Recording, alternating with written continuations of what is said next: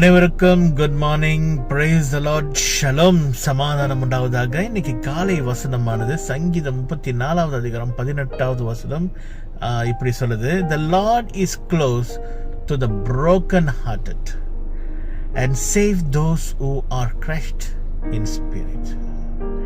ஆண்டவர் நொறுங்குண்ட இதயத்திருக்கிறவர்கள் கிட்ட ஆண்டவர் இருக்கிறார், நறுகுண்ட ஆவியா இருக்கிறார், அவர்கள் ஆண்டவர் காப்பாற்றுறார் அப்படின்னு சொல்லிட்டு இந்த பைபிள் வசனம் சொல்லுது. இந்த பைபிள் வசனத்தை படிக்கிறப்ப இது ஒரு கதை ஞாபகத்தில் வருது. ஒரு பெண்மணி காலையிலே சர்ச்சில் அவங்க கண்ணீரோடு அழுந்துக்கிட்டு ப்ரே பண்ணுறது கூட பலன் இல்லாமல் அவங்க சர்ச்சில் உட்காந்து அழுந்துக்கிட்டு இருந்தாங்க. ஏன்னா அவ்வளோ மனசில் வேதனை.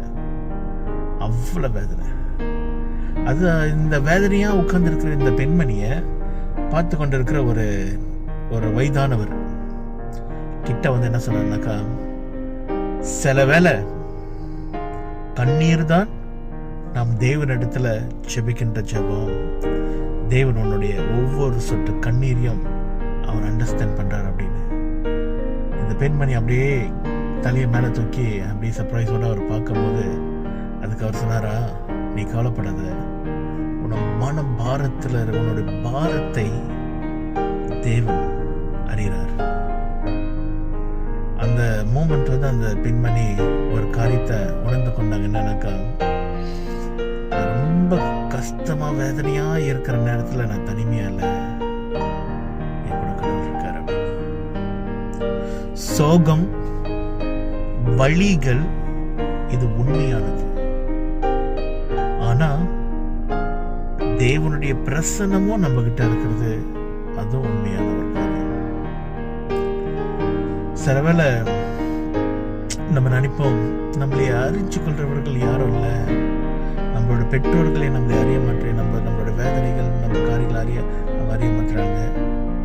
இல்லை, என்னுடைய கணவன் மனைவி என்னுடைய வேதனையை அறிஞ்சு கொள்வதில்லை, என்னுடைய சகோதரர்கள் நண்பர்களும் அதை அறிவதில்லை. யார் என்னை புரிஞ்சு கொள்வது? யார் என்னோட வேதனைக்கு பதில் கொடுப்பது? அப்படின்னு சொல்லிட்டு நம்மளுடைய தனிமையிலையும் அப்படியே ஒரு ரொம்ப தனிமையில் இருக்கிற நேரத்துல தேவனுடைய சத்தத்தை கேளுங்க. அவர் உங்க கூட பக்கத்துல தான் இருக்காரு. அவர் உங்களுடைய பக்கத்துல கரங்களை பிடிச்சுக்கிட்டு உங்களை கட்டி அணைச்சுக்கிட்டு இருக்காரு. அவர் உங்களுக்கு ஒரு கம்ஃபர்ட் தராரு. நம்மளுடைய வேதனையா இருக்கிற இடத்துல ஆறுதலா இருக்காரு.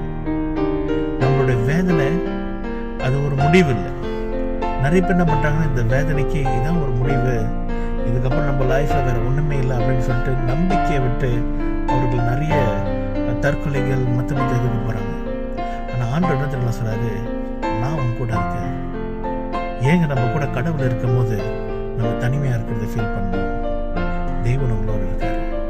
இந்த காலை பொழுதுல நம்ம நாளை ஆரம்பிக்கும் போது தேவன் மேல் நம்பிக்கையோட நம்மளுடைய நாளை ஆரம்பிப்போம். கிறிஸ்து நம்மளுடைய வாழ்க்கையில இருக்கும் போது எல்லா பிரச்சனைகளும் கவலைகளும் வரும்போது அவர் நம்மளுக்கு நித்திய ஆறுதலாகும், நித்திய சமாதானமாகும். தேவன் நம்மளோட இருக்கிறார்.